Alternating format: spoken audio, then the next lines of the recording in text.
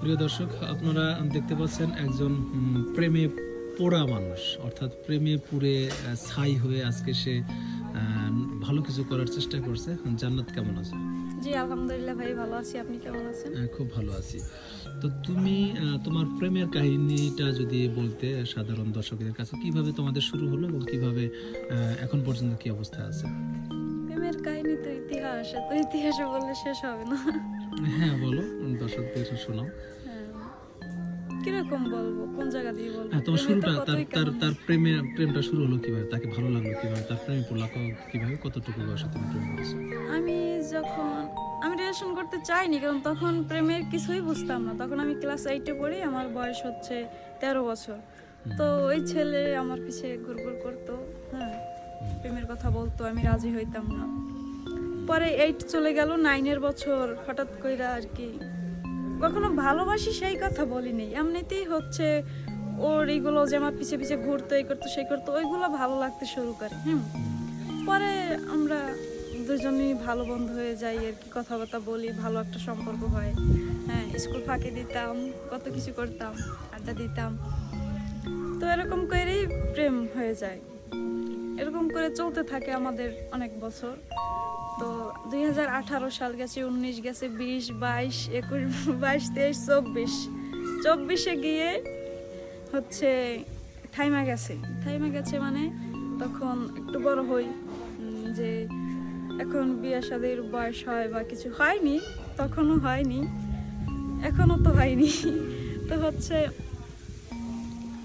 তখন ওর পরিবারকে বলে যে আমার জান্নাতকে লাগবে, হ্যাঁ, ওর সাথে বিয়ে করবো।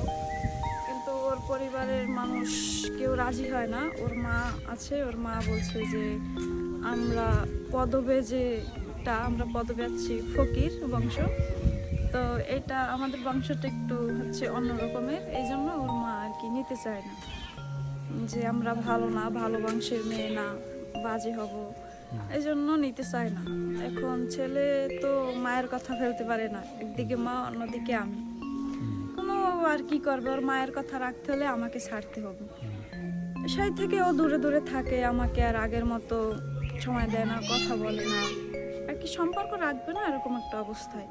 কিন্তু হচ্ছে 18 থেকে 24 পর্যন্ত 7 বছর, 7 বছরের সম্পর্ক তো ভোলা যায় না। হ্যাঁ, কোন কষ্ট হয় খুব, কিন্তু একটা মানুষের জন্য জীবন যে দিয়ে দেব এরকম পর্যায়ে চলে গেছি। কিন্তু জীবন দিয়ে কি হবে, আত্মহত্যা তো মহাপাপ। এপারে শান্তি পাবো না বলে ওপারে চলে গেলাম, কিন্তু ওপারে তো আরো কষ্ট হবে, তখন ওই কষ্ট কেমনে সইব, এই চিন্তা করে ওই ওই চিন্তাটা বাদ দিলাম আত্মহত্যার। পরে যে এমন কিছু করতে হইব যাতে ওর মা একদিন আফসোস করে যে কি করলাম, মেয়েটাকে কত অবহেলা করলাম, আজ সে কত কিছু হতে পারছে, হয়তো পড়াশোনা দিয়ে কোনো জব টপ কইরা কিছু, বা এটার পাশাপাশি যদি অন্য কিছু করতে পারি। তো ওই যে কথায় আছে না যে ছ্যাঁকা খেয়েই হয়তো কবি হয়, শিল্পী হয়। তো আমি নিজে কয়েকটা গান লিখছি আর কি ছ্যাঁকা খেয়ে, তো গাইনি, ইচ্ছা আছে, কারণ আগে একটু শিখবো, তারপর হচ্ছে গাইবো। তো গানটা শিখতে একটু সময় লাগবে, এই জন্য আমি হচ্ছে এই মিডিয়াতে চলে আসি, অভিনয় জগতে, যে অভিনয় করব, কিছু একটা করতে চাই, যদি আল্লাহ চায় এবং মানুষের ভালোবাসা যদি পাই তাহলে হয়তো ভালো কিছু হবে। তো আমি আলো চাইলে আসতে দুঃখ লাগে, হাসিও পাই। এখন হচ্ছে এই জন্য আমার একটা জিদ, যে ওর মা আমাকে এত অবহেলা করলো, আমাকে নিল না, এত বছর সম্পর্ক ভেঙে দিল, এখন আমি কিছু একটা করতে চাই যেন ওর মা একদিন আফসোস করে। তো আজ আমি হচ্ছে মিডিয়াতে আসছি, হচ্ছে বেশি দিন হয় নাই, কিন্তু ওই 24 সাল থেকে, যখন থেকে ওর সাথে সম্পর্ক নাই, তখন থেকেই আসার ইচ্ছেটা বেশি। কিন্তু একটা মানুষ তো হুট কইরাই কিছু করতে পারে না, সময় লাগে, ধৈর্য ধরতে হয়। তো 24 সালটা, 1 বছরটা আমার হচ্ছে মানুষের পিছে ঘুরতে ঘুরতে, যে মিডিয়াতে আসবো, অনেকের সাথে কথা বলছি, অনেকে অনেক কথা বলছে, কেউ সুযোগ দেয় না, বা আমরা তো মেয়ে মানুষ, মিডিয়া একটা হচ্ছে কেমন, মিডিয়ার কিছু মানুষ ভালো, কিছু মানুষ খারাপ, ভালো মন্দ মিলানো। তো অনেক চেষ্টা করলাম, 1 বছরটা আমার চেষ্টা করতে করতেই গেছে, কিছু হয় নাই। তারপর হচ্ছে 24 সালের ডিসেম্বর মাসে একটা লোকের সাথে আমার পরিচয় হলো ফেসবুকে। তার সাথে কথা বলে আমি ঢাকায় আসি কাজের জন্য, হচ্ছে মডেলিং এর জন্য, মিউজিক ভিডিওর জন্য। ওখানে আইসা ঢাকাতে হচ্ছে বাসা নেই, ঢাকা রামপুরা। তারপর ওখানে থাইকা আরো সিঙ্গারদের সাথে, আরো মিডিয়ার মানুষদের সাথে আমার পরিচয় হয়, সবাই চিনে। তারপর এরকম কথা বলতে বলতে আজ আমি এই পর্যন্ত আসতে পারছি। আজ প্রথম আমার একটা নাটকের কাজ চলছে। তো ওই যে ভাই, কষ্ট করলে একদিন কষ্টর ফল মিষ্টি হয়। তো হয়তো ভালো কিছু হবে কিনা জানি না, কিন্তু ইচ্ছা আছে এরকম কিছু করার। কারণ অনেক কষ্ট করতে করতে এই পর্যন্ত আসছি। 2024 সালটা অনেক কষ্ট করছি। আর একদিকে হচ্ছে প্রেমের কষ্ট, অন্যদিকে হচ্ছে আমার ফ্যামিলিতে আমার বাবা নাই, আমরা হচ্ছে 4 ভাই বোন, আম্মু আছে। তো ফ্যামিলিটা চলে কোনো রকম, ভাইরা চালায়। আর আমি হচ্ছে পড়াশোনা করি, এবার ইন্টার সেকেন্ড ইয়ার। তো আমার হচ্ছে 25 সালে হচ্ছে ফাইনাল পরীক্ষা। তো আমি যখন ফার্স্ট ইয়ার পড়ি তখন হচ্ছে পরীক্ষার জন্য 2 বার টেস্ট পরীক্ষা দেই নাই টাকার জন্য।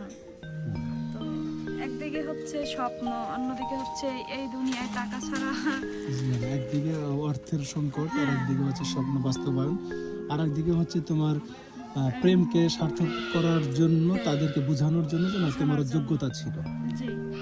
তো আলহামদুলিল্লাহ এখানে ঢাকায় আসছি আজ 15-20 দিন হয়েছে।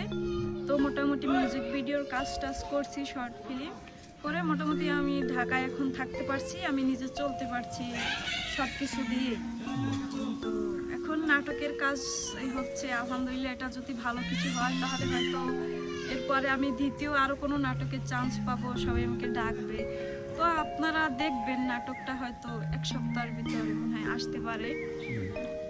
ওটা হচ্ছে নাটকের নাম হচ্ছে মা জননী, আমি হচ্ছি বোনের পার্ট। হ্যাঁ, তো সবাই দেখবেন কোন চ্যানেলে যায় সেটা হয়তো পরের কোনো ভিডিওতে বলে দিব, আপনারা দেখে নেবেন।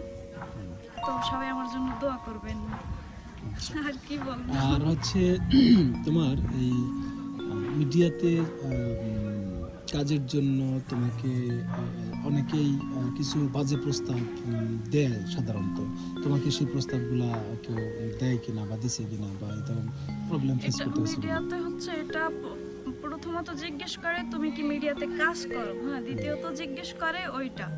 এখন এরকম দিছে, কিন্তু আমি এখন পর্যন্ত এরকম কোনো অফারে আমি যাই নাই, কাজে যাই নাই। কারণ দেখি ভালো যত সৎ কাজ করতে পারবো আমি। আমার বলছে বেশি টাকার দরকার নেই, আমার শুধু একটু স্বপ্ন পূরণের ইচ্ছা। আমার হচ্ছে এটা ইচ্ছা, আমার অত টাকার দরকার নেই বর্তমানে। তাই হচ্ছে আমি সৎ কিছু করে সামনে এগোতে চাই, কারণ সৎ কাজ না করলে সামনে কোনোদিন যাইতে পারবো না। হ্যাঁ, খুব ভালো ডিসিশন তোমার, সৎ উদ্দেশ্য